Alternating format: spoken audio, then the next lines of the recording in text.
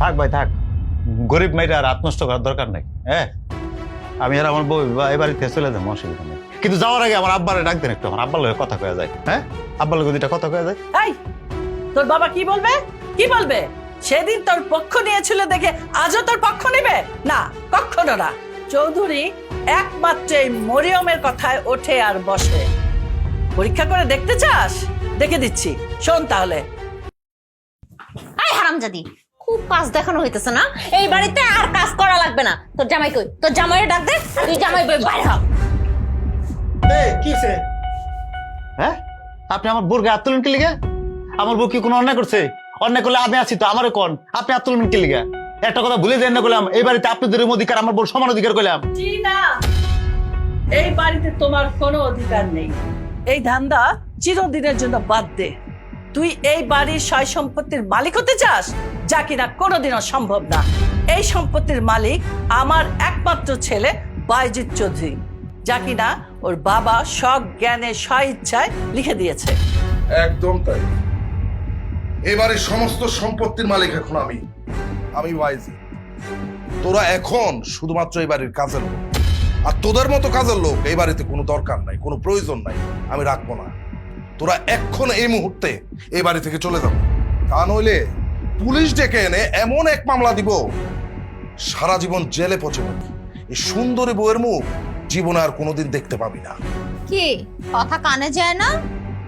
নবাব নন্দিনী জান, নিজের নবাব জাদাকে নিয়ে এক্ষুনি আমাদের বাড়ি থেকে বের হ, না হলে কিন্তু একদম খবর আছে। যা।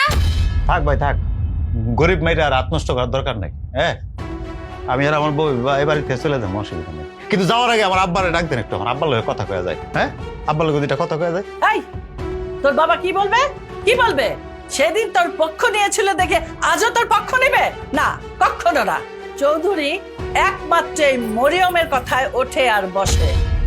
পরীক্ষা করে দেখতে চাস? দেখে দিচ্ছি, শোন তাহলে। চৌধুরী, চৌধুরী, এখানে আসো তাড়াতাড়ি। কি হলো?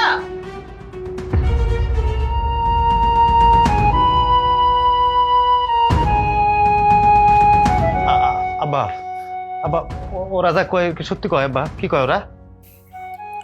সব সত্যি রে বাবা, তুই চলে যা। এখন থেকে আমার সব সম্পত্তির মালিক তোর সৎ ভাই আর সৎ মা।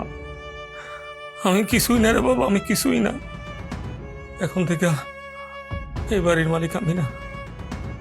আমার যদি এই বাড়ি থেকে বাইর করেও দেয়, আমি কিছুই করতে পারবো না। এই জন্য আমি তোর কইছিলাম যে ওরা অনেক কিছু করতে পারে, কিন্তু তুই তো আমার কথা শুনলি না বাবা।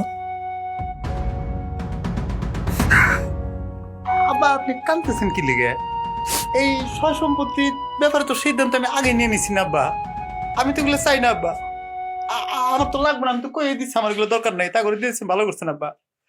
আমি খালি এই বাড়িতে মা ও ভাই, আমি তোমাকে ভাই হয়ে থাকতে চাই। মা, আমি আপনার সন্তান হয়ে থাকতে চাই, আর কিছু না, বিশ্বাস করেন। আমি খালি আমার এই বাপের কাছাকাছি থাকতে চাই, কাছে থেকে খালি আমার